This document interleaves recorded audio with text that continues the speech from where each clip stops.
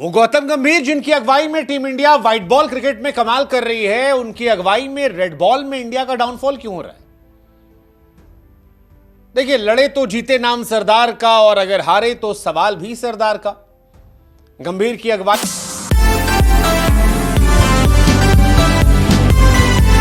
वो गौतम गंभीर जिनकी अगुवाई में team India white ball cricket में कमाल कर रही है, उनकी अगुवाई में रेड बॉल में इंडिया का डाउनफॉल क्यों हो रहा है? देखिए, लड़े तो जीते नाम सरदार का, और अगर हारे तो सवाल भी सरदार का। गंभीर की अगुवाई में जब केकेआर ने ट्रॉफी उठाई थी तो क्रेडिट गंभीर साहब को भी गया था, बड़ा क्रेडिट गया था। लेकिन अब सवाल यह है कि जब टेस्ट क्रिकेट में 11 में से केवल 3 मैच हमने जीते और 7 मैच गंभीर की अगुवाई में हार लिए, तो फिर सवाल तो उठेगा कि गंभीर साहब जिसको मर्जी होता है कोच बनाते हैं, जिसको मर्जी होता है जब चाहे तो निकाल देते हैं, टीम में अंशुल कंबोज को नहीं रखते हैं, किसी और को रख लेते हैं, मर्जी पूरी चला रहे हैं। लेकिन मर्जी चलाई जाए अच्छी बात है, लेकिन उसके साथ रिजल्ट भी जरूरी है। और इंडिया को जब ऐतिहासिक हार मिली, 800 से ऊपर रन बनाने के बाद भी आप एक टेस्ट मैच हार जाते हैं, 1948 के बाद इस ग्राउंड पर इंग्लैंड की सबसे बड़ी जीत दर्ज होती है, तो फिर यह सवाल उठता है कि इंडिया की समस्या तो गंभीर है, गंभीर समस्या है। क्योंकि गंभीर टेस्ट क्रिकेट में न खुद महान थे और न उनकी अगुवाई में टेस्ट क्रिकेट में इंडिया महानता के परचम लहरा रही है। रोहित शर्मा, विराट कोहली का जो दौर था, उसमें गंभीर के आने के पहले जीत की नई नई इबारत रोज लिखी जाती थी।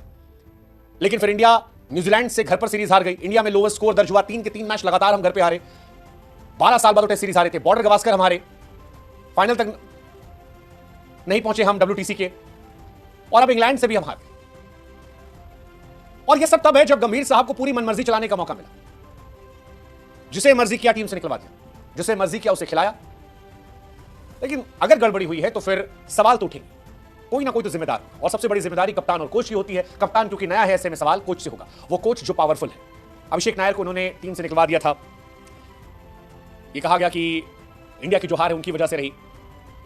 इस सीरीज से पहले भी सवाल उठे थे कि श्रेयस अय्यर का सिलेक्शन क्यों नहीं हुआ, सरफराज खान क्यों नहीं आए, अंशुल कंबोज जो अच्छा कर रहे थे वो क्यों नहीं पहुंचे। ये सारे सवाल उठ रहे थे। ये सवाल शांत तब थे जब लोग ये मान रहे थे कि चलिए परफॉर्मेंस आ जाएगी। लेकिन अब सवाल उठेगा कि मोहम्मद शमी को टेस्ट टीम में जगह क्यों नहीं मिली गई, शार्दुल खिलाए गए तो फिर गेंदबाजी क्यों नहीं करवाई गई, अर्शदीप सिंह को टीम में रखकर मौका क्यों नहीं दिया गया।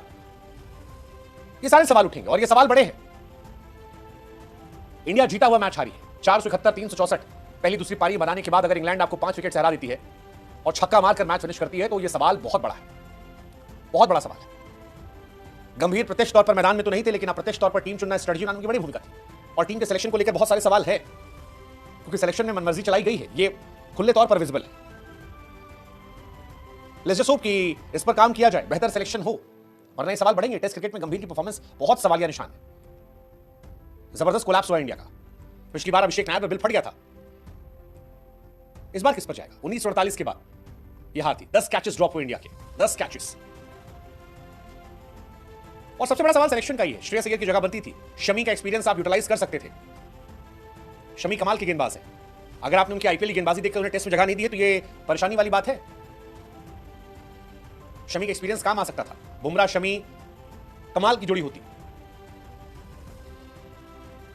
ये सवाल उठेंगे सारे, गंभीर सवाल है, और उनका जवाब भी देखना होगा। लेट्स जस्ट होप कि अगले मैच में कुछ चेंजेस हो। वैसे अगर आपको टीम बनानी हुई तो आप क्या चेंजेस करते हैं?